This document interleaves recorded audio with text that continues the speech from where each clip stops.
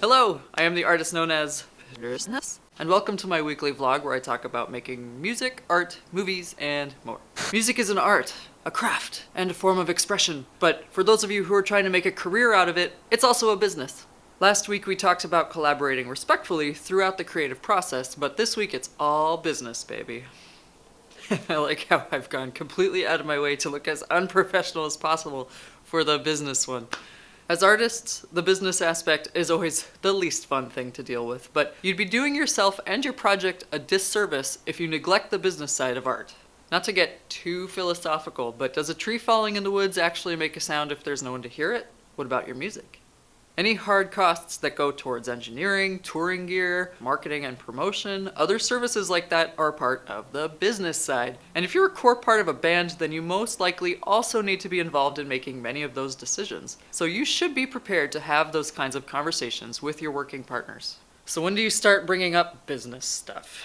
Honestly, you should probably start talking about business around when you first start or join the band. Now, I'm not saying that you should go all out and write up contracts and work out the decision-making process right at your very first meetup, but the fact of the matter is that people who work well together creatively won't necessarily work well together in a business context, so it's worth exploring early in the game. For example, when you're at that first meeting and you ask what their musical goals are, if the answer is to make a career, then that's a pretty clear sign that the project will have a lot of business decisions to be made down the road, and you'll want to make sure that everyone's goals are on the same line of thought. Once you've reached a point in your creative efforts where it makes sense to start actualizing the business aspects of the project, then you can start to be more specific about how to best split the financial responsibilities and the income. This could be when you're ready for your first show, or when you have enough songs to release an EP. This is a huge topic, so obviously I don't have time in this video to go through everything you'll ever need to work out, and I'm not a lawyer.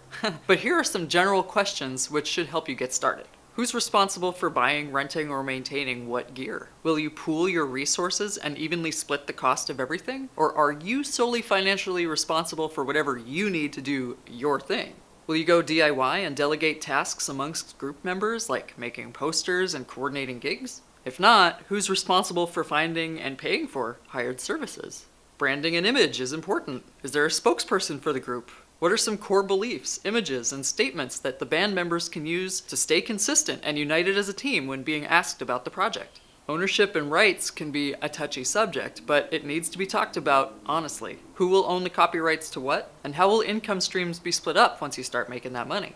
You don't have to get super legal and get a lawyer involved to write everything out into a contract and all that, at least until things get really serious. Though I definitely do recommend some sort of written agreement over a verbal one or otherwise, generally speaking. All that said, even just having an open and honest conversation about some of these things will really help when these decisions do start to pop up over the progression of your project. Because trust me, they will pop up.